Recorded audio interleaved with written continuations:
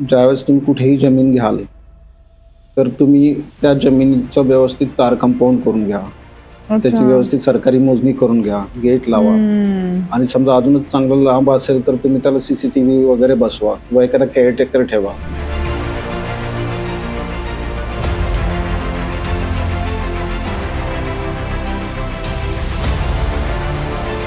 Hello नमस्कार, मी शुभाली जोशी तुम्हा सगळ्यांचं आजच्या या पॉडकास्टमध्ये अगदी मनापासून स्वागत करते. मित्रांनो, आज आपण एक इन्स्पायरिंग पर्सनॅलिटीला भेटणार आहोत. कारण आज आपण ज्यांना भेटणार आहोत तो माणूस अगदी साध्या शेतकरी कुटुंबातून आलाय. शहरात येऊन त्याने स्वतःचा एक ब्रँड तयार केलाय रिअल इस्टेटमध्ये.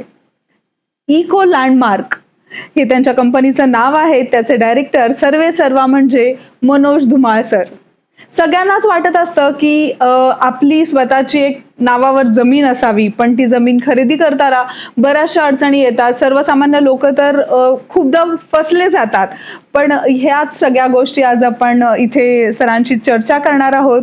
आणि तुम्हाला एखादी जमीन घ्यायची असेल, जरी तुम्ही शेतकरी नसाल आणि तुम्हाला शेतजमीन सुद्धा घ्यायची असेल तर ती कशी घेता येईल, घेता येते की नाही, आणि मग ॲग्रिकल्चर लँड असेल किंवा साध्या लँडमध्ये तुम्हाला इन्व्हेस्ट करायचं असेल तर त्यासाठी कोणकोणत्या गोष्टी कराव्या लागतात याची इन डिटेल चर्चा आज आपण करणार आहोत मनोज सरांची. तर चला आता मग कोणताही वेळ न घालवता तुमच्या मनातील सगळ्या प्रश्नांची उत्तरं आज आपण घेणार आहोत. सर, खूप खूप धन्यवाद, तुम्ही वेळात वेळ काढून आज इथे आलात त्याबद्दल. शुभाली, थँक्यू पहिल्यांदा इथे तुम्ही बोलवल्याबद्दल. तुमच्या पॉडकास्टच्या माध्यमातून मला बऱ्याचशा लोकांना काही चांगल्या पद्धतीची माहिती देण्यासाठी तुम्ही इथे बोलवलं, त्याबद्दल मनापासून तुमचा आभारी आहे. धन्यवाद. Thank you sir. आम्हालाच आज तुमच्याकडून खूप गोष्टी ऐकायला मिळणार आहेत, समजणार आहेत, ज्यामुळे आमच्यासारखे लोक शेतजमीन घेताना किंवा साधी जमीन घेताना सुद्धा जागरूक होणार आहेत. सर, सगळ्यात आधी तर मला तुमच्याबद्दल जाणून घ्यायला आवडेल की एखाद्या साध्या शेतकरी कुटुंबातून तुम्ही शहरात आलात, तिथपासूनचा तुमचा प्रवास, तुमची पहिली डील कशी झाली आणि मग हा एवढा मोठा सक्सेस. एकतर शुभाली, लँड आहे, ब्रँड आहे, आता नाही तर परत नाही, हे आमचं ब्रीद वाक्य आहे. लँड आहे तर ब्रँड आहे, हे आपलं ब्रीद वाक्य आहे. कामामध्ये प्रामाणिकपणा, कष्ट आणि सातत्य इथपर्यंत पोहोचण्याचं एवढंच एक रिझन आहे. खरंच आहे, मस्त, खूप छान. बस आतापर्यंत प्रामाणिकपणे काम केलंय, त्यामुळे इथं पण पोहोचलेलो आहे. सक्सेस एवढा. पहिली डील म्हणाल तर प्रत्येक पॉडकास्ट मध्ये मी सांगितलेलंच आहे की असंच फिरत फिरत बोहरला गेलेलो आहे मित्रांबरोबर. बघता बघता असाच प्लॉट पाहिला, मित्रांनी घेतला आणि मग ज्याची ओढ लागली रिअल इस्टेटची, हे मी प्रत्येक पॉडकास्ट मध्ये सांगितलेलं आहे. सुरुवात तिथून झाली, भोरला गेलात आणि मित्रांबरोबर चालता बोलता डील झाली. पण त्यानंतर पण प्रत्येक पॉडकास्टला मी सांगितलं की 5 वर्ष 4 वर्ष एकही डील नव्हती, काहीच नव्हतं. परत कष्ट करावे लागले, बऱ्याच गोष्टी केलेल्या आहेत, त्यानंतर मग इथपर्यंत पोहोचलेलं आहे. शुभाली, खरंच खूप म्हणजे बघा, आपल्याला कुठून काय कधी काय क्लिक होईल हे काही सांगता येत नाही कुठल्या क्षेत्रात जाण्यासाठी. पण त्यामागे तुमची मेहनत, सातत्य आहे, त्यामुळे हा एवढा मोठा ब्रँड तयार झालेला आहे. सर, आज सर्वसामान्य लोकांना जर जमीन घ्यायची असेल तर त्यासाठी त्यांनी मग कोणती कोणती काळजी घेतली पाहिजे? कारण की खूप लोक फसवले जातात. आधी तर बेसिक काय काय गोष्टी तपासल्या पाहिजेत. शुभाली, तुम्ही डायरेक्टली मेन पॉइंट वरतीच आलेला आहे त्या पॉडकास्टच्या. शुभाली, आजकाल ऍग्रिकल्चर लँड किंवा फार्म हाऊस प्लॉट मध्ये तुम्हाला माहित आहे की लोक यायला घाबरतात. 90% या लाईन मध्ये चिटिंग चालते. तर मी सगळ्यांना सांगतो की तुम्ही काळजी घ्या. तुमचा माणूस कोण आहे, व्यक्ती कोण आहे, ब्रँड काय आहे, सगळ्या गोष्टी प्रॉपरली चेक करा. सगळं चेक व्यवस्थित केल्यानंतरच तुम्ही पुढे जावा. खरंच आहे. नाही तर आजकाल इन्स्टावर ऍड्स येतात की 1 लाख 1 गुंठा, असे बऱ्याच येतात, पण मग आपण जाऊन फसतात. मग कोर्ट कचऱ्या सुरू होतात. हो ना, पैसे त्याच्यात जातात, मारामारी, वेळ जाणं, काय ह्या खूप गोष्टी होतात. त्यासाठी मी सगळ्यांना काय सांगतो, सिंपल, एखाद्या चांगल्या व्यक्तीकडून तुम्ही प्लॉट घेत असाल तर पूर्ण त्याचे पेपर चेक करा, त्याचे 2-2, 3-3 सर्च टायटल करा, सगळी माहिती घ्या, रेटचा अंदाज घ्या, सगळ्या गोष्टी, सरकारी मोजणी वगैरे सगळ्या गोष्टी चेक केल्यानंतर मग तुम्ही पुढे जा. आणि बऱ्याच वेळा तुम्ही ऐकलं असेल शुभाली की बरेच लोक म्हणतात की जागा बघितली की लगेच टोकन द्या. लोक पेपर नाही बघत, काही नाही बघत, डायरेक्टली टोकन देतात. काही मार्केटमधले लोक फक्त टोकनवर चाललेत. काही एजंट लोक पण टोकनवरतीच त्यांचा बिझनेस असतो. तर या गोष्टी घडतात मार्केटमध्ये. बघितलं. त्यासाठी आपण अवेअरनेस करणं गरजेचं आहे. तो Awareness. बेसिक ह्या गोष्टी, पेपर चेक करणं, प्लॉटची सरकारी मोजणी, प्लॉटचं कंपाऊंड वगैरे, त्या बेसिक गोष्टी चेक त्या करूनच basic, हो ना, उगीच. पुढे जावं. पुढे जाणं. Yes. एखादा माणूस शेतकरी नसेल पण त्याला शेत जमीन घ्यायची आहे, हम्म. तर मग त्याला घेता येते का? इच्छा खूप आहे छान त्याची. क्वेश्चन आहे. महाराष्ट्रामध्ये एक नियम आहे हम्म. की जो माणूस शेतकरी असतो हो, तोच शेती घेऊ शकतो. बरोबर आहे. हो, तसाच पण आहे. आपल्यामध्ये कसं आहे की 90% लोक शेतकरी नाहीयेत. नाहीच आहे. तर त्यांना इथं जमीन घेता येत नाही. कारण की ज्यावेळेस तुम्ही जमीन बघता, जमीन बघितल्यानंतर सगळं पेपर वर्क वगैरे सगळं करता, आता तुम्ही खरेदी खताला जायचंय, हम्म. मग तुमचे लॉयर सांगतात की तुमच्याकडे शेतकरी दाखला आहे का, दाखलाच नाहीये. हो ना, त्यामुळे तर तुम्ही नाही घेऊ शकत. मग त्यावेळेस मग तुम्ही ऑनलाईन सर्च करता, हे करता. ऍक्च्युली कसं आहे की त्याच्यामध्ये हम्म. काही मार्ग आहेत. म्हणजे आता महाराष्ट्रामध्ये हा नियम आहे, तर बाहेरच्या परराज्यामध्ये हा नियम नाहीये. म्हणजे काही स्टेट अशा आहेत, जसं मध्य प्रदेश आहे, राजस्थान आहे, या स्टेटमध्ये कोणी मग जागा महाराष्ट्रामध्ये बिगर शेतकरी शेतजमीन घेऊ शकत नाही का? नाही घेऊ शकत. हो. मी तुम्हाला म्हणलं ना, हाच नियम आहे की कोणीतरी त्यांचं वडिलोपार्जित शेतकरी घरामध्ये पाहिजे. पाहिजे. आता तुम्ही जर बघितलं असेल, गुजरातचा एक नियम आहे. गुजरातमध्ये फक्त गुजराती माणूस घेऊ शकतो, बाकी कोणीच घेऊ शकत नाही. पण आधीच्या काही काही धरणामध्ये गेलेले असतील त्यांच्या शेतजमिनी आणि त्यांच्याकडे तो दाखला असेल, आता आमची असं धरण नाही आणि आहे. त्यांना मध्ये काहीतरी जमीन मिळते तेवढीशीच आहे, पण ते शेतजमीन नाहीये, मग त्यांनी घेऊ ते Actually आहेत का? कसं मग आहे, ते शेतकरी आहेत शुभाली, का? की ज्यावेळेस तुम्ही शेतजमीन घ्यायला जाता, हम्म. त्यावेळेस भलेही तुमचे वडिलोपार्जित असेल जमीन आणि ती त्यांनी विकली असेल, हम्म. तर ते चालत नाही. सब रजिस्ट्रार किंवा इथले लोक काय बघतात, 3 महिन्याच्या आतमधला तुमचा शेतकरी पुरावा आहे का, बापरे, 7/12 आहे 3 का, महिन्याचा. 3 महिन्याच्या आतमधला आपण तो. म्हणतो. आणि तेही ऑनलाईन चेक करतात. ऑनलाईन चेक करून त्याचं व्हेरिफिकेशन पण होतं. आता 7/12 असेल तर गोष्ट वेगळी आहे, 7/12ची काही गरज नाहीये. हम्म. पण बाकी जर असेल तर शेतकरी पुरावा चेक केला जातो. आणि जसं तुम्हाला म्हणलं ना की गुजरातमध्ये नियम आहे, फक्त गुजराती लोकच जागा घेऊ शकतात. तसं MP आणि राजस्थानमध्ये ओपन आहे, तिथे कोणीही घेऊ शकतात. तर महाराष्ट्राचा नियम काय आहे की तुम्ही भारतामध्ये कुठेतरी शेतकरी पाहिजे. म्हणजे तुम्ही गुजरातचं शेतकरी प्रूफ आणून जोडलं महाराष्ट्रामध्ये तरी चालतं, तुम्ही कर्नाटकचं आणून जोडलं तरी चालतं, राजस्थानचं चालतं, अच्छा. मध्य प्रदेशचं चालतं. ओके, कुठेतरी तुम्ही शेतकरी भारतामध्ये पाहिजे. पाहिजे. हा महाराष्ट्र शासनाचा नियम नियम आहे. आहे. पण मग हे सर्टिफिकेट कसं मिळवायचं? हे सर्टिफिकेट बऱ्यापैकी आता आम्हीही करतो की किंवा ऑनलाईन पण कसं ऑनलाईन काढता वगैरे नसतं, की बरेच लोक करतात आहे की आम्ही करतो की मध्य प्रदेशमध्ये किंवा राजस्थानमध्ये एक छोटीशी जागा घेतो आपण विकत. येतं? अच्छा. त्याचं खरेदी खत झाल्यानंतर तुम्हाला तिथला शेतकरी दाखला मिळतो आणि तो जोडून मग तुम्ही महाराष्ट्रामध्ये शेतजमीन घेऊ शकता. घेऊ शकता. ऑनलाईन काही प्रोसेस? ऑनलाईन ते चेक केलं जातं. ऑनलाईन कुठलीही प्रोसेस नाहीये. लोक ऑनलाईनला फसतात. शेतकरी दाखला घेताना पण मी सांगेल की प्रत्येकाचे तुम्ही कुठून शेतकरी दाखला काढून घेताय त्याचे रिव्ह्यूज बघा, त्याचं ब्रँड बघा काय आहे का, ह्या सगळ्या गोष्टी चेक करा. कारण की मिळतो शेतकरी दाखला थोड्याशा अमाऊंट मध्ये, पण तिथेही लोक सेम टोकन देतात. 10,000 5,000 लोक गायब होऊन जातात. हे ऑनलाईन त्यामुळं, तुम्ही म्हणालात तसं. तर एखादी जमीन आपल्याला घ्यायची असेल तर त्याचा 7/12 किंवा 8 किंवा फेरफारा कसा काढायचा? मग सोपं आहे. आता खूप सगळं झालंय. महाराष्ट्र शासनाने त्यामध्ये खूप चांगली डेव्हलपमेंट केलेली आहे. 7/12 8 फेरफार आजकाल ऑनलाईन मिळायला लागलेले आहेत. तुम्ही अच्छा. भूमी अभिलेखच्या साईट वरती जायचं. कोणती साईट सर? भूमी अभिलेख. भूमी अभिलेख. हा, त्याच्यावरती डिजिटल 7/12 मध्ये गेलात तर तिथं प्रॉपरली OTP ने तुम्ही लॉग इन करून 7/12 काढू शकता. 15 रुपये चार्ज आहे एका 7/12चा. 8ला पण तेवढाच चार्ज आहे, 15 रुपये.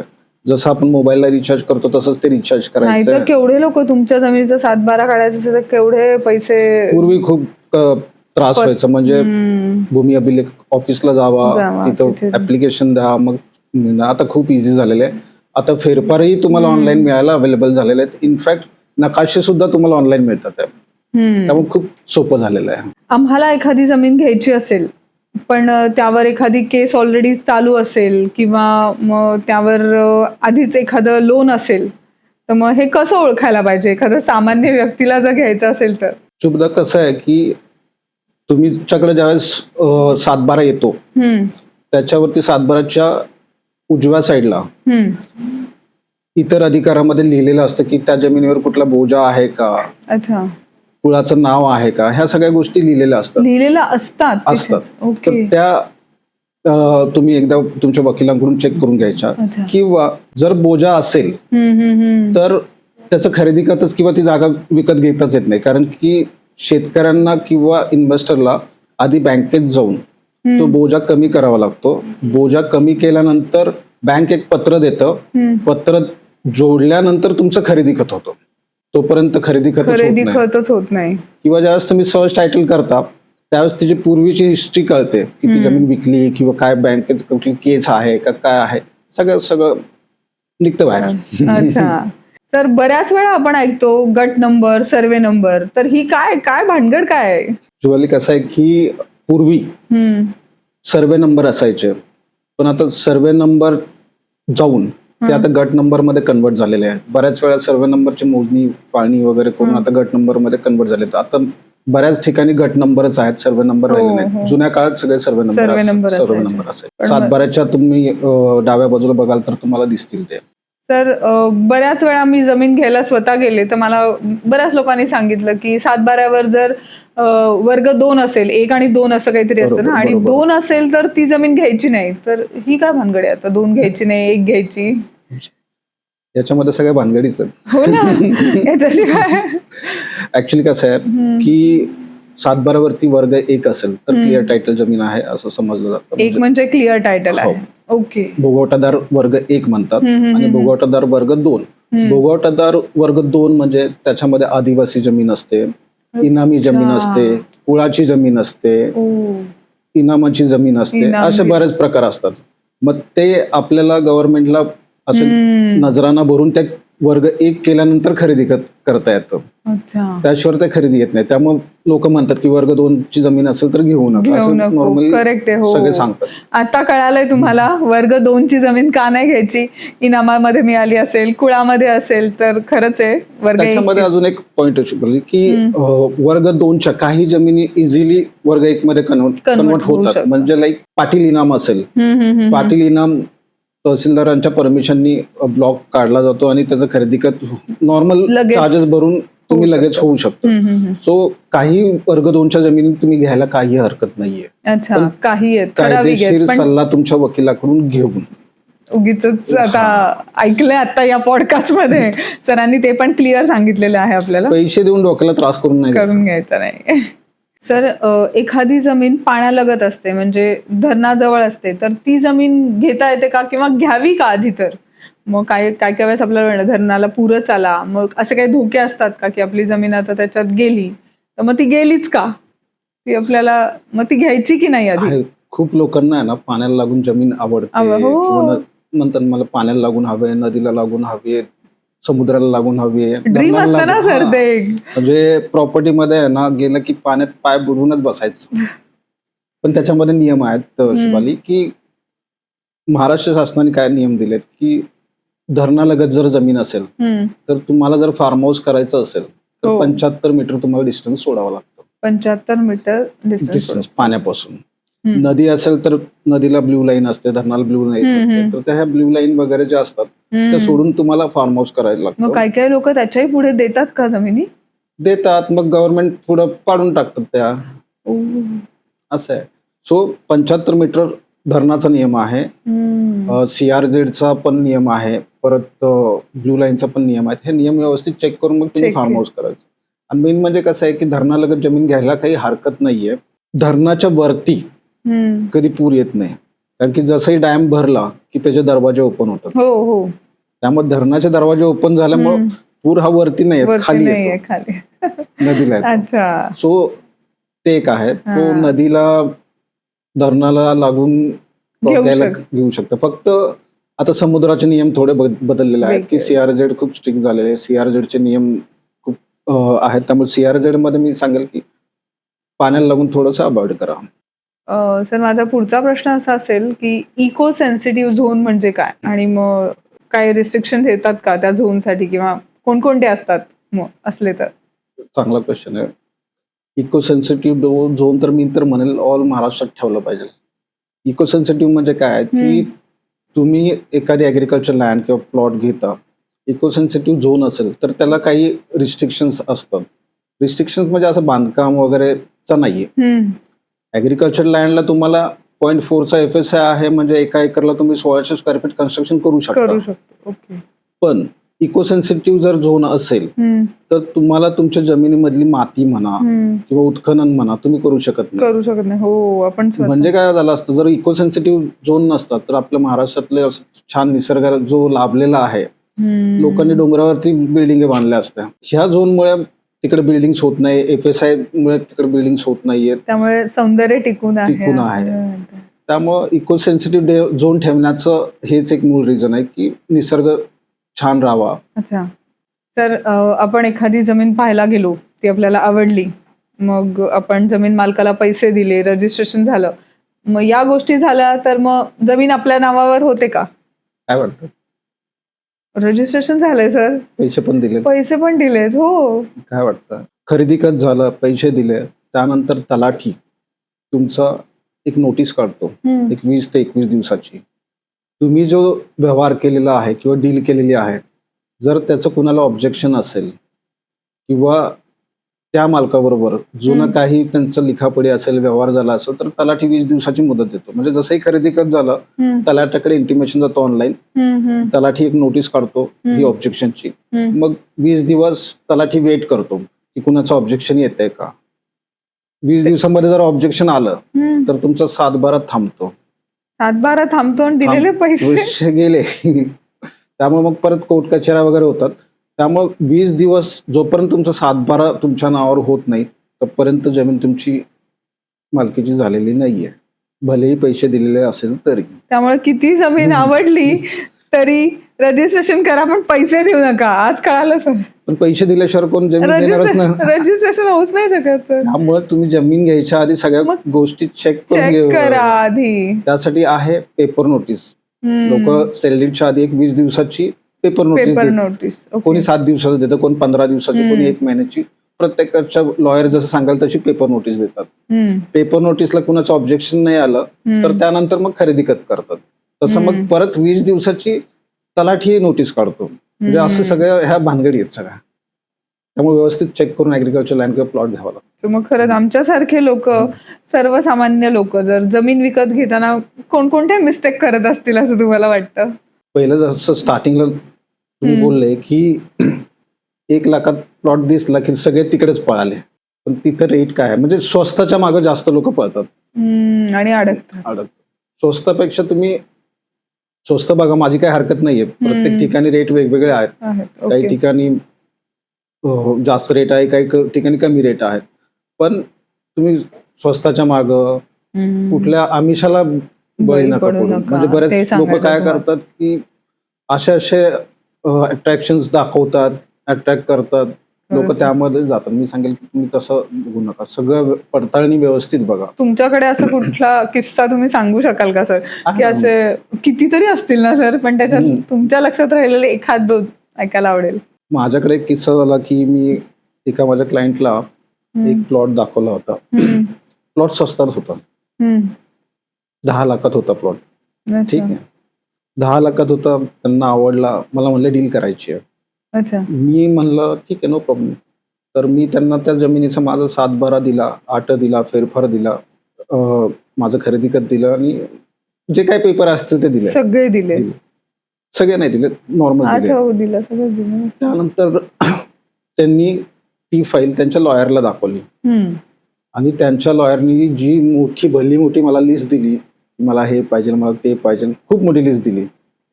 तर मी त्यांना म्हणलं की सर, माझ्याकडे जेवढे डॉक्युमेंट्स अवेलेबल आहेत ते मी तुम्हाला दिलेले आहेत. जर तुम्हाला तुमच्या लॉयरकडून जे ही लिस्ट आली तर तुम्ही तुमच्या लॉयरला फी देताय, तुम्ही त्यांनाच का काढायला सांगत नाही? काढायला, हो ना. कारण की तुमचा माझ्यावरती ट्रस्ट नाही, तुमच्या लॉयरवरती ट्रस्ट आहे, तर मला काही ऑब्जेक्शन नाहीये. पण तुम्ही लॉयरला फी देता तर ते काम लॉयरचं आहे असं मी समजतो की लॉयरनी तर मला सगळे पेपर काढून दिले पाहिजेत. नाही म्हणलं, मी पेपर आल्याशिवाय डील करणारच नाही. म्हणलं ठीक आहे, म्हणलं एक काम करतो, म्हणलो हा प्लॉट मी आहे ना तुम्हाला फ्री ऑफ कॉस्ट देतो. हा, फ्री ऑफ कॉस्ट देतो.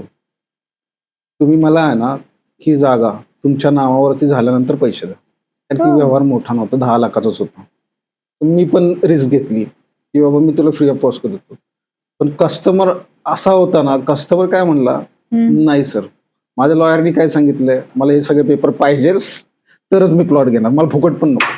ते असे वेगवेगळे बरेच किस्से आहेत की नाही, लोक काही लॉयरचं ऐकतात. काही काही लोक तर असे आहेत की आमच्याकडून काही एकही पेपर बघत नाही, आमच्यावरती 100% ट्रस्ट ठेवतात कारण की आणि तुमची एवढ्या वर्षांची खरेदी करून consistency. देतात. जे लोक आमच्यावरती विश्वास ठेवतात आम्ही त्यांना शेवटपर्यंत सर्व्हिस देतो. पण जे नाही ट्रस्ट वकिलांकडून करतात, आम्ही पण मग आमची जागा विकली की तुम्हाला तुमचे वकील शेवटपर्यंत सर्व्हिस देईल. आम्ही असं करतो. पण मदत आम्ही सगळ्यांनाच करतो. असं आतापर्यंत तरी माझ्याकडे कुठल्या क्लायंटला प्रॉब्लेम नाही. पण असे मजेदार किस्से खूप होतात. मला फ्री ऑफ कॉस्ट देतो. तरी किचकट लोक Yes. खूप. सर, या मार्केटमध्ये किंवा रिअल इस्टेटमध्ये पॉवर अटर्नी असं काहीतरी ऐकलंय, बऱ्याच वेळा माझ्या कानावर आलंय. तर ते काय पॉवर खूप अटर्नी? जागेवर ऐकलं ना पॉवर ऑफ अटर्नी. हो. इकडे पॉवर दिली, यांनी त्याला पॉवर दिली, पॉवरवरती खरेदी खत झाला वगैरे. म्हण- पॉवर ऑफ अटर्नी ऍक्च्युली कशासाठी बनवलेली आहे की समजा एखादा व्यक्ती आहे हम्म. की त्याला खरेदी खताला येत नाहीये. अच्छा, खरेदी खताला समजा येतं. एखादा वयस्कर माणूस आहे, त्याला समजा तो मुंबईला राहतो, त्याला खरेदी खताला पुण्याला यायचं, वयस्कर असल्यामुळे येता येत नाही. येतात ना, मग बरोबर. तो काय करतो, मुंबईमध्येच एक रजिस्टर पॉवर करून देतो, त्यांच्या कोणी जवळचा विश्वासू माणूस असेल त्याला. ओ, ओके. मग तो माणूस त्याच्या बिहाफ ऑफ इकडे येतो, खरेदी खत करतो आणि निघून जातो. हा, हा, याला हा. पॉवर ऑफ अटर्नी म्हणतात. पण पॉवर ऑफ अटर्नी मी सगळ्यांना अवॉइड करायला का सांगतो, म्हणजे साठेगत पॉवर ऑफ अटर्नी, याचं काय आहे की समजा आता तुम्ही एकाची पॉवर घेतलेली आहे, हम्म, समजा 5 शेतकरी आहेत, 10 शेतकरी आहेत. हम्म, पॉवर ऑफ अटर्नीला पण स्टॅम्प ड्युटी पूर्ण मोबदला द्यावा लागतो. हम्म. मग या कंडिशनमध्ये ज्यावेळेस तुम्ही पॉवर 5-10 शेतकऱ्यांची करता, त्या शेतकऱ्यांपैकी एखादा जरी एक्सपायर झाला हम्म. तर त्या पॉवरला 0 किंमत राहते. पॉवर 0, बापरे. तुमचे पैसे गेले, संपले. त्यामुळे पॉवर ऑफ अटर्नी घ्या, पण ही काळजी घ्या ही की काळजी घ्या. Correct पॉवर ऑफ सांगितलं. अटर्नी पण कॅन्सल होऊ शकते.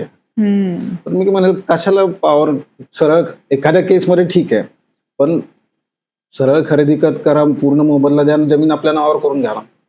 करेक्ट आहे. तर असे बरेच किस्से असतात की लोक म्हणतात की मित्र जॉईंट जमीन घेतात, परचेस करतात, पण मग एखाद्याला काही अडचण आली तर त्याला ती विकायची असेल तर मग काय परत भांडणं आणि हे, किंवा विकता येते का, किंवा ती आधी घ्यावी का जॉईंट मध्ये, बरेच नाही, प्रश्न आहेत. याच्यामध्ये खूप म्हणजे आमच्याकडे येतात ना जमिनी घेतो, आम्ही जमीन विकत घेतो, शेतकऱ्यांच्या घेतो, इन्व्हेस्टरच्या घेतो. हो. आता समजा मी तर सजेशन करतो की प्रत्येकाने मित्रांनी मिळून जमीन घ्या, पण प्रत्येकाने आपापला खरेदी खत म्हणजे दस्त वेगवेगळे करा, प्रत्येकाने आपापला सातबारा वेगळा करा. आता समजा सातबारा आपण एक वेगळा. एक्झाम्पल तुम्हाला सांगतो की एखादी जमीन 4 मित्रांनी मिळून एक 4 एकर जमीन घेतली आहे, हो. सामायिक म्हणतात त्याला, म्हणजे चौघांची मिळून एकदम जीवलग मित्र आहेत. प्रॉपर्टी आहे 1 CR ची. आता 2026 ला त्याचा रेट आहे 1 CR. समजा 2030 साली त्याच जमिनीचा रेट झाला 10 CR. मग तिघांमध्ये कुरबुर व्हायला लागते चौघांमध्ये, किंवा रेट बद्दल, किंवा त्यातल्या एकाला जरी इमर्जन्सी आली, समजा हॉस्पिटलची इमर्जन्सी आली, किंवा एखाद्याच्या मुलाचं लग्न करायचंय, त्यासाठी पैशाची गरज आहे, तर चौघा मित्रांमधला एक मित्र म्हणतो मला पैशाची गरज आहे, आपण प्रॉपर्टी विकूया. हो. सगळ्यांची मिळून असल्यामुळे त्याला नाही विकता येत ती. मग अशा वेळेस मग ते अडकून राहतात, मग चौघांमध्ये भांडणं होतात मित्रांमध्ये. हे जर तुम्ही मित्रांनी मिळून वेगवेगळी खरेदी खत जर केली असती, अच्छा, तर मग तुमचं काहीच नाही. एकाला Individual एक्झिट घेता आली असती. सेम असंच होतं, हजबंड वाईफ एकमेकाच्या नावाने एकत्र जमीन घेतली, नंतर समजा हजबंड वाईफ मध्ये डिवोर्स झाला, हो. मग ती प्रॉपर्टी तशीच पडून राहते, मग ते परत ते पोट कचरा आणि हे ते अशा भानगडी असतात. त्यामुळे घ्या, एकत्र घ्या, सगळ्यांनी मिळून घ्या, पण सेपरेट घ्या. म्हणजे एकच जमीन, त्याचे खरेदी खत वेगवेगळी करा आणि सातबारे तुम्ही वेगवेगळे करा. एखाद्या करेक्ट सांगितलं सर, आधी तर या मुद्द्यावर येते. खरंच आहे, खूप जण असं असतात की सगळे जॉईंट मध्ये परचेस करतात जमिनी, पण खरंच खूप मस्त मुद्दा तुम्ही सांगितला जो महत्वाचा आहे. जमिनीचा रेट कधीही वरती तो जातात, कधीही खाली येतो. कुणालाही अडचण कधी सांगून येत नाही. हम्म. एखाद्या प्लॉटला जर रस्ताच नसेल तर ती जमीन घेतली तर चालती का? तुम्ही मग हेलिकॉप्टरने जाणार का त्यामध्ये? समजा त्या शेतकऱ्यांनी जाऊन नाही दिलं प्लॉटमध्ये, तर समजा आता सांगतात ना की हा मध्ये इथून आता जमीन रस्ता नाहीये पण आपण करू नंतर, तर मग असं आपल्याला बरेच सांगितलं जातं, आपण विश्वास ठेवतो. करून देतो आणि जो म्हणतो तोच रस्ता अडवतो पुढं. त्यामुळं खूप रिस्की आहे ते. गव्हर्नमेंटचा रोड असेल तरच तुम्ही त्याला लागून असलेलीच प्रॉपर्टी घ्या. पुढे खूप त्रास होतो. माझं नेहमीच एक नाही तर आपल्याला वाटतं स्वस्तात आहे याच्यापेक्षा ही जमीन, आणि कारण की म्हणतात कसं आहे, तर होईल मतलब रस्ता. जसंही तुमचं खरेदी खत किंवा दस्त नोंदणी होते, पैसे पुढच्याला जातात. जसे पैसे दिले माणूस बदलतो, 100% बापरे. बदलतो. सरड्यापेक्षा फास्ट. खरंच खूप भारी सांगितलं सर हे तुम्ही. तर बऱ्याच लोकांचं स्वप्न असतं की आपलं एक फार्म हाऊस असावं आणि ते लोणावळा, महाबळेश्वर अशा ठिकाणी पाहिजे, म्हणजे ते डोंगर उताराच्या जमिनीवर फार्म हाऊस असावं असं सगळ्यांना वाटतं. पण मग तिथली जागा घेणं सेफ असतं का? शुभले ऍक्च्युली कसं आहे की लोणावळा, महाबळेश्वर इकडे असं हाईट वरती किंवा बरेच आपला महाराष्ट्रामध्ये सह्याद्रीचे डोंगर आहेत सगळ्या. हो. खूप असे कडे वगैरे आहेत, तर इकडे लँडस्लायडिंगचं प्रमाण खूप आहे. जास्त होतं. तर घ्यायला काही हरकत नाहीये, पण मी सांगेल की तुम्ही तुमचे लँडस्केप आर्किटेक्ट जे आहेत किंवा आर्किटेक्ट कडून प्रॉपरली त्याचा प्लॅन बनवून मग तुम्ही कन्स्ट्रक्ट करा. काही उगीच ठिकाणी हो. जमिनीला पिचिंग वगैरे करून व्यवस्थित करून मग तुम्ही फार्म हाऊस करा. घेण्यास आपलं- काही हरकत नाहीये, फक्त हा. एकदा चेक करावं. प्लॅन व्यवस्थित बनवला पाहिजे. तेव्हा नाही, तुमचं interesting स्वप्न सगळं. साकार होईल. खरंच आहे, सरांनी सांगितलेलं तेवढं फक्त चेक करा. म्हणजे शुभाली ऍग्रिकल्चर लँड मध्ये काय काय गोष्टी आहेत जरा इंटरेस्टिंग वाटतात ना. वेगवेगळ्या. खरंच आहे, हो ना. खूप डीप आहे. गेलं की आपल्याला ते कळत जातं. सर, आपण एखादी जमीन घेतली आणि आपल्याला तिथे जर बोरवेलला पाणीच लागलं नाही, विहिरीला पाणीच लागलं नाही, तर मग काय करायचं? उदाहरण आहे, ऍक्च्युली आत्ताच माझ्या बरोबर म्हणजे असं झालेलं आहे. म्हणजे एखादा मीच माझी लँड, माझेच मित्र आहेत, सर आहेत, त्यांना विकली होती गल्ल्यातली लँड 4.5 एकर.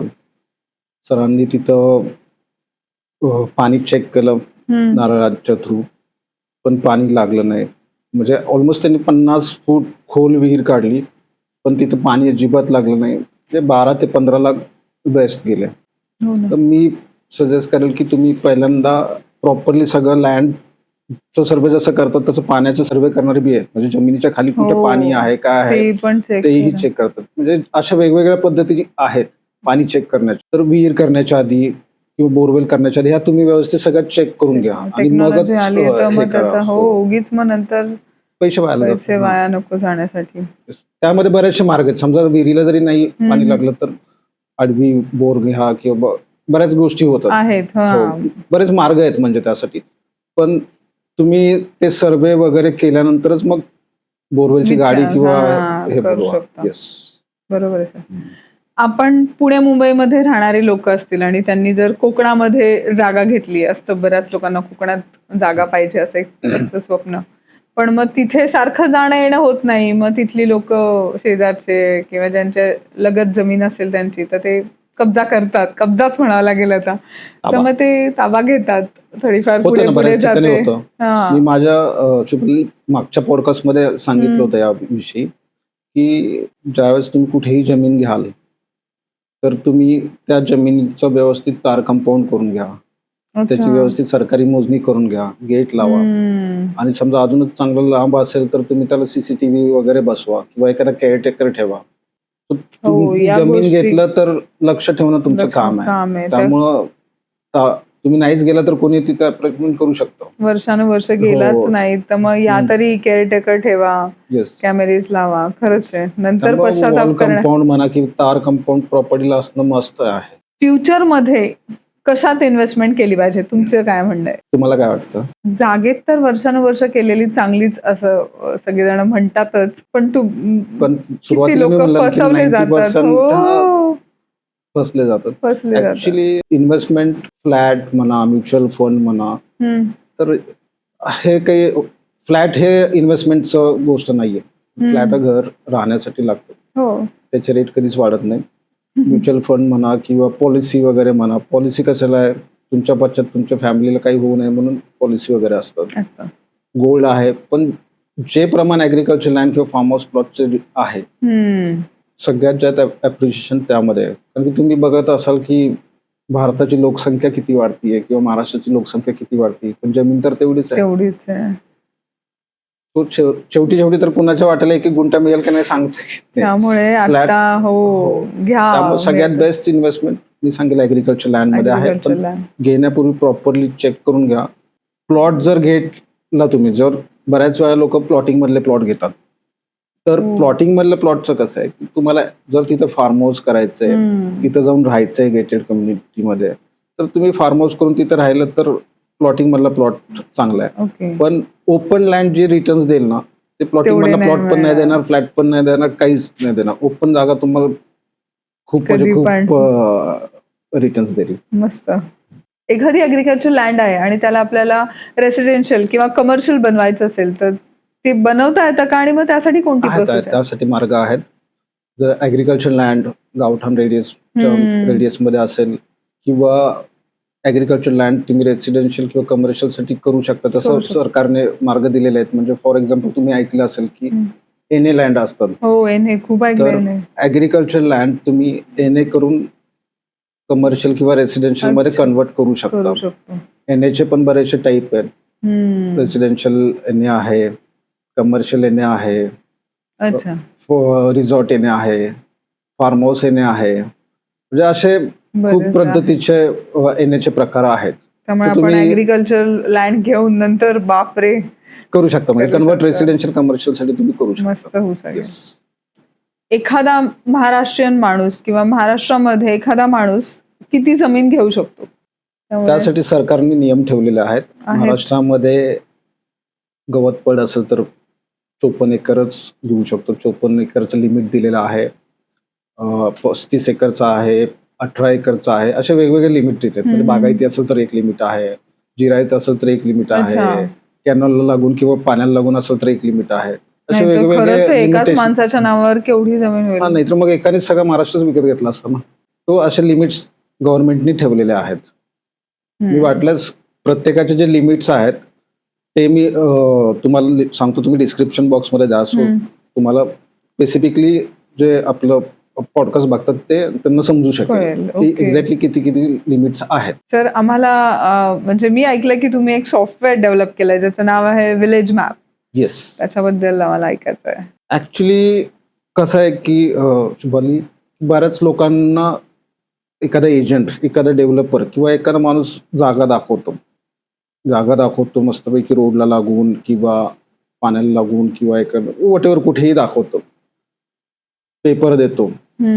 पण एक्झॅक्टली तो गट नंबर, सर्वे नंबर आपल्याला जर चेक करायचं असेल की आपण जी जागा विकत घेतोय नक्की तीच आहे का, तीच आहे का? तर आपण एक लोकांना एक KML फाईलद्वारे, सॉफ्टवेअरद्वारे बनवून देतो की ओके. तुम्ही कुठल्या जमिनीत उभे आहात. तो गट नंबर तुमच्या मोबाईलवरती किती इझी. हो. अरे वा. म्हणजे तुम्ही कुठेही महाराष्ट्रामध्ये कुठल्याही जमिनीवर उभे असाल तर तुम्हाला समजेल की मी कुठल्या गटामध्ये उभा आहे किंवा कुठल्या वा, सर्वे वा, वा. नंबर मध्ये आहे, वा, किंवा तो गट पाण्यामध्ये गेलाय का, किंवा ऍक्विजिशन झालंय का सरकारचं. म्हणजे या बऱ्याच आहे. रोड कुठून गेले, लोकांची जी फसवणूक होते ती आता होणार नाही. तर त्यासाठी मी हे- हे खास सर्व्हिस मस्त. काढलेली की लोकांची अजिबात फसगत होणारच नाही. की याच्यामुळे तुम्हाला ऍक्च्युअल लँड तुमची कुठे आहे लोकेट होणार आहे. वा वा वा. खरंच sir. हे मी त्यासाठी डेव्हलप केलेलं आहे. अवेअरनेस माझा मेन मोठा आहे. बरेच लोक म्हणतात हा गट नंबर इथे आहे, 90 नंतर खरेदी झाल्यानंतर ज्या सरकारची मोजणी येते, सरकारी मोजणी येते, त्यावेळेस तो निघतो तिकडे दुसरीकडे. मग दुसरा म्हणतो ही माझी जागा आहे, जागा तर इकडे आहे. मग भांडणं आणि ह्या गोष्टी टाळण्यासाठी तुम्ही कधी जागा घेण्यासाठी तुमचा गाव नकाशा आहे तो प्रॉपरली गुगलवरती, अर्थवरती आपण बसवून देतो. सो तुमचा गट कुठे एक्झॅक्टली तुम्हाला ट्रेस होऊ शकतो. खूप भारी. मस्तच सर. सगळ्यांच्या उपयोगाचं आहे मला हो तर वाटतं हे हो, software. नक्कीच नक्कीच. येस. तर आता लँड सेलिंग आपण म्हणतो त्याची प्रोसेस काय असते? कारण की याच्यामध्ये 90% फ्रॉड हा असतो. आपण घेतो एखादी जमीन आणि कशी ओळखायची की ही तेवढ्यालाच आहे, प्रोसेस. आता म्हणजे शुभले असं पकड की मग अशी आपलं उदाहरण चाललं होतं की तू म्हणली मी पुण्यामध्ये राहते, माझी जागा कोकणामध्ये आहे. हो. आता समजा तुझी जागा कोकणामध्ये आहे तर आता तुला पैशाची गरज आहे ती विकायची आहे. हम्म. तर बरोबर आहे. तुला कसं त्यासाठी समजणार की तिथं रेट काय चालू आहे? तेच. आणि त्याच्यामध्ये पण रेडी रेकनरचा रेट वेगळा असतो, ऍक्च्युअल जमिनीचा रेट वेगळा असतो. तर बापरे. बऱ्याच भानगडी असतात. तर त्यासाठी मी एक तुला किस्सा सांगतो. म्हणजे आता काय झालं की मी एक माझी जमीन विकली 4 एकरची. हम्म. ती जमीन मला वाटतं 5-6 महिन्यापूर्वीच विकली. तर जमीन विकली एक साधारण XYZ अमाऊंटला विकली, खरेदी खत झालं. हम्म. म्हणजे असं एक्झाम्पल पकडू की आपण ती जमीन ₹1 सेल केलेली आहे. हम्म. सेल केले, सगळं व्यवहार झाला, सगळं सातबारा झाला. नंतर त्याच जमिनीच्या समोरची एक प्लॉट मला विकायला आला एक एजंट घेऊन. हम्म. मग मी त्याला विचारलं, दादा हा प्लॉटचा रेट काय? काय? हा. तर तो म्हणला, सर ₹10. हा. मी तर आणि मी ₹1 माझी विकून बसले ना, आता तीच हो. प्रॉपर्टी 10 म्हणजे मी फसलो ना, माझा ₹9 लॉस झाला.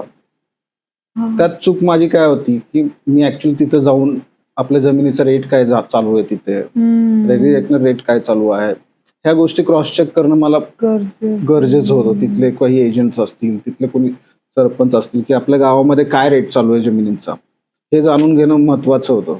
त्यामुळे माझं एवढं नुकसान झालं नाही याच्यामुळे. माझं ठरवलंय बाबा की पहिलं सगळीकडे रेटचा अंदाज घ्यायचा, चेक करा. मगच हो, व्यवहार selling करायचा. करायचे विकण्यापूर्वी पण आपण बऱ्याच वेळा काय होतं की पैसे मिळणार आहेत त्यामुळे आपण लगेच, आणि लगेच आपल्याला जागा विकायला अडचण पण जातो. असते हो. तर आपण लगेच म्हणजे एखादा कस्टमर जागा विकायची आहे, समोरचा माणूस टोकन देतो, विसरपावती करतो आणि सांगतो 1 महिन्याची मुदत, ती मध्ये मी व्यवहार कम्प्लीट करेल. 1 महिना होतो, 2 महिने होतो, 3 महिने होतो, व्यवहार काय होत नाही. आणि त्याला दुसरा कस्टमर येतो, पण त्यांनी तर विसरपावती केलेली आहे, याच्याकडून टोकन घेतलेलं आहे, तोही अडकून राहतो, हाही अडकून राहतो, सगळंच राहतो. सो सेलिंग जसं प्रॉपर्टी किंवा ऍग्रिकल्चर लँड घेणं एक कला आहे, तसं विकणं पण एक कला आहे. म्हणजे विकताना पण काळजीपूर्वक विकली पाहिजे. म्हणजे पैसे मिळतात म्हणून टोकन किंवा ह्या गोष्टी घेऊन नाही. खरंच आहे, खूप अवेअर राहणं गरजेचं आहे. मी तर म्हणेल की जेवढं घेणं अवघड आहे तेवढं विकणं पण अवघड आहे. तेवढं दोन्ही गोष्टी तेवढ्याच अवघड आहेत. आपल्याला एखादी शेत जमीन घ्यायची असेल आणि ती आपण सगळं ठरलंय शेत जमीन ही घ्यायची आहे, पण त्याच वेळेस जसं समजतं की आता हा शेतकरी तर त्याचे नातेवाईक, बहीण, भाऊ सगळेच त्यावेळेस येऊन टपकतात. तर मग हो, लाडकी बहीण मग ती त्यावेळेस काय रूप धारण करते, मग त्याचा परिणाम होतो का आपण शेत जमीन घेताना किंवा इन्व्हेस्टरची जमीन घेताना काय मग प्रोसेस काय असते, आणि मग ही शेत जमीन घेताना काय प्रोसेस असते? ऍक्च्युली छान प्रश्न आहे. ज्यावेळेस आपण शेतकऱ्याची एखादी जमीन घेत असतो त्यावेळेस तुम्हाला पहिल्यांदा खूप बारीकपणे त्यांची फॅमिली ट्रीज म्हणजे वंशावळ म्हणतात ती पाहावी लागते. वंशावळ म्हणजे काय, त्यांची वंश परंपरेने आलेली जमीन असते, म्हणजे पूर्व वडिलोपार्जित. तर त्यावेळेस त्यांचे कोण कोण हे आहेत, फॅमिली ट्रीज मध्ये कोण कोण वारस आहेत हे तुम्हाला क्रॉस चेक करावं लागतं. ज्यावेळेस कुटुंब प्रमुख असतो, मग त्याला भाऊ किती आहेत, त्याला बहिणी किती आहेत. जर बहिणी असतील तर त्यांचा हक्क सोड झालाय का, हक्क सोड झाला तर मग बहिणींचा हिस्सा राईट नसतो प्रॉपर्टीवरती. त्यामुळे ते झालंय का तुम्हाला क्रॉस चेक करावं लागतं. जर नसेल झालेलं हक्क सोड तर तुम्हाला कंपल्सरी पूर्ण फॅमिली ट्रीज खरेदी खताला घ्यावी लागते, सगळ्यांना घ्यावं लागतं. नाहीतर मग खरेदी खत होतं, 7/12ला हरकत येते, नंतर कोणी ना कोणी टपक, मग त्याची जी काय डिमांड असेल ती पूर्ण करावी लागते, नाहीतर ती प्रॉपर्टी तशीच राहते. आता इन्व्हेस्टरचं जर म्हणाल तर इन्व्हेस्टरचं कसं आहे, इन्व्हेस्टरची प्रॉपर्टी ही रिसेल प्रॉपर्टी असते, म्हणजे त्यांनी स्वतःच्या कष्टातून किंवा स्वतःचे पैसे देऊन विकत घेतलेली असते. त्यामुळे त्याच्यावरती कुणाचाही राईट नसतो, ना त्याच्या वाईफचा राईट असतो, ना त्यांचा मुलाचा राईट असतो, त्याच्यावरती फक्त त्याचाच राईट असतो. त्यामुळे इन्व्हेस्टरची लाईफ काही प्रॉब्लेम नाही, सेफली तुम्ही त्याच्या एकट्या सेविंग घेऊ शकता. आणि त्याच्यामध्ये पण कसं असतं की एखादी लँड घेतली इन्व्हेस्टरची, समजा इन्व्हेस्टरची लँड आहे, नंतर समजा त्याचं काही कारणाने निधन झालं किंवा काय झालं तर ती त्याच्या घरातल्या मोठ्या व्यक्तीच्या नावावरती ट्रान्सफर होते. आपोआप त्यामुळे हे होतं. इन्व्हेस्टरची लँड घेणं काही अडचण नाही. शेतकऱ्याची लँड घेणं एक कला आहे, हो ना. सगळ्यांना नाही जमत. आणि ते त्यामुळं ह्या गोष्टी बारीक चेक तुम्ही सांगितलं तसं की फॅमिली ट्री चेक करा आणि ते सगळ्यांना खरेदी करताना जर फॅमिली ट्रीज असेल तर मान्यताला घ्या. मान्यता लागणारच. Yes. खूप आणि सगळ्यांच्या नावाने थोडे थोडे पेमेंट आले पाहिजेत. आता अच्छा. बऱ्याच वेळा काय होतं की ह्याच्यामध्ये पण काही काही लूप फॉल्स आहेत कायद्याचे, की आता एखादी बहीण जर बिलो 18 इयर असेल, मायनर असेल, किंवा एखादा भाऊ मायनर असेल, तर काय तर मग तसं चालू शकतं. म्हणजे मायनर असेल तरी आपण घेतलं. आता नियम कसा आहे की 18 वर्षाच्या वरती जर माणूस असेल तर तो शेतजमीन घेऊ शकतो. हो मग त्यावेळेस मग 18 इयर त्याचं कम्प्लीट झाल्यानंतर तुम्ही घेऊ शकता. घेऊ शकता. हो. ह्या गोष्टी खूप महत्वाच्या आहेत. तुम्ही कोणती जमीन घ्याल सर? तुम्हाला एखादी जमीन घ्यायची असेल माझ्या जमीन मनातलं कुठे तुम्ही- आणि कशी घ्यायची? हम्म. ऍक्च्युली आता समजा मी जर बघत असेल तर मी माझ्या घरापासून एकतर 2-2.5 तासाच्या अंतरावरती जमीन शोधेल. शोधल्यानंतर बास जमिनीचं 2 ते 2.5 तासाच्या. कोकणामध्ये किंवा घरापासून 5 ते 6 अंतर सुरुवातीला ओके वाटतं, पण जसं जसं नवीन 9 दिवस गेल्यानंतर कसं फील होतं तसंच आहे ते, अच्छा. की प्रॉपर्टी पण ज्यावेळेस 1 वर्ष 2 वर्ष होतं तर त्या प्रॉपर्टीवरती आपलं जाणं येणं होत नाही. होत नाही. हो. प्रवास खूप लांबचा वाटतो, किंवा काही करायचं म्हणलं तर तिथं पॉसिबल नाही होत. समजा आता प्रॉपर्टी घरापासून 2-2.5 तासावरती असेल तर तुम्ही सकाळी जाऊन संध्याकाळी रिटर्न येऊ शकता. तो अशी प्रॉपर्टी मी सजेस्ट करतो अच्छा. लोकांना की घराच्या 2 ते 3 तासाच्या कन्व्हिनियंट तुम्हाला convenient जाणं असलं पाहिजे. प्रॉपर्टी चॉईस झाल्यानंतर निगोशिएशनचा पार्ट येतो. हो, महत्वाचा पार्ट.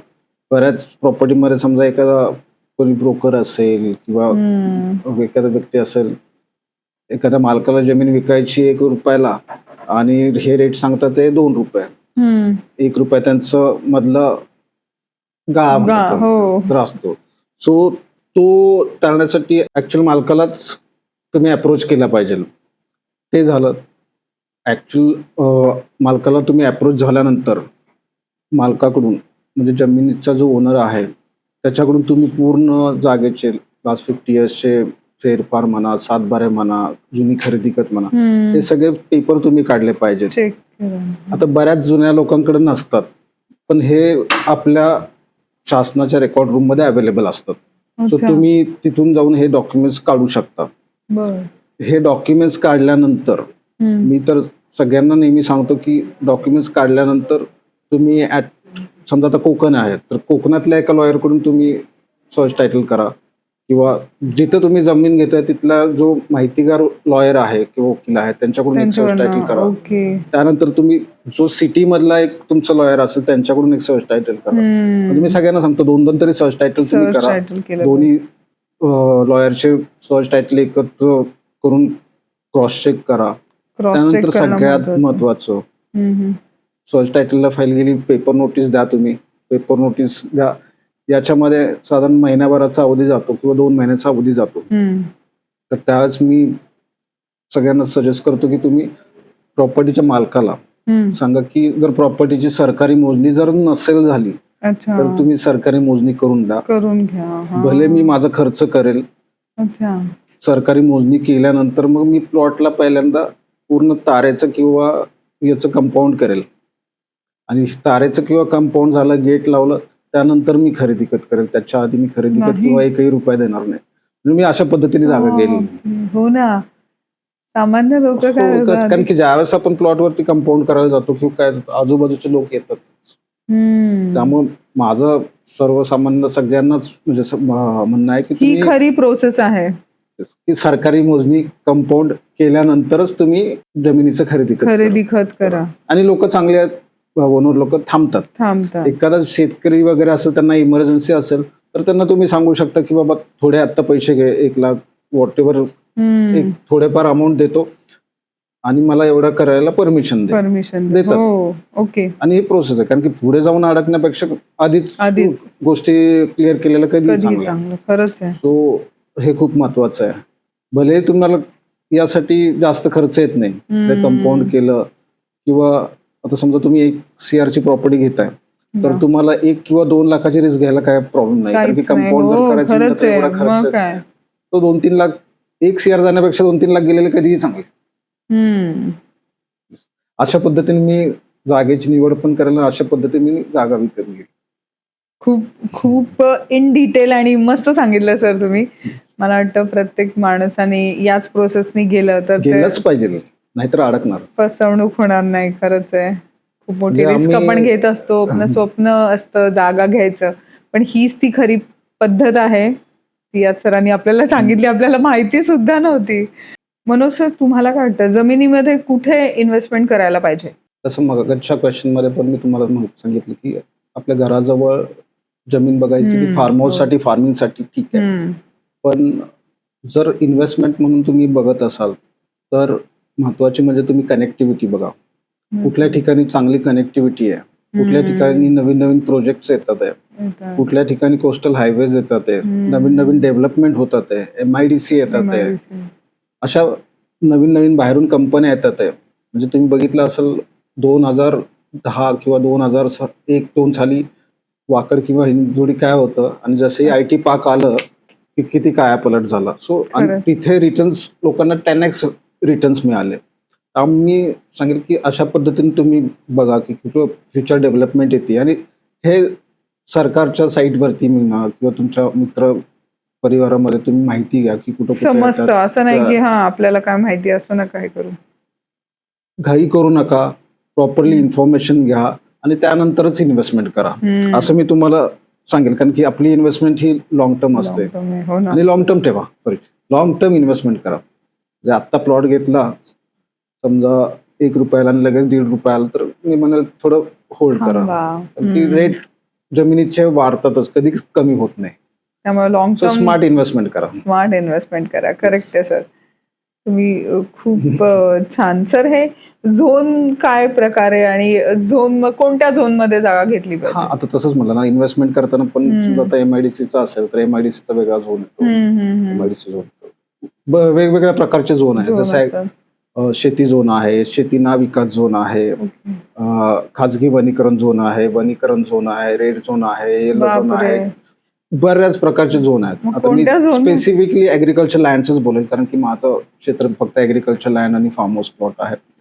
तर ऍग्रिकल्चर लँड घेताना तुम्ही शेती ना विकास याच्यामध्ये घेतली तरी काही हरकत नाहीये आणि याच्यामध्ये खाजगी वनीकरण मध्ये सुद्धा जमीन घेतली तरी काही अडचण नाहीये. बऱ्याच वेळा मी पाहिलंय की लॉयर लोक किंवा लोकांनी झोन दाखला बघितला त्याच्यावरती वनीकरण किंवा खाजगी वनीकरण आपण म्हणतो तर ते घाबरतात.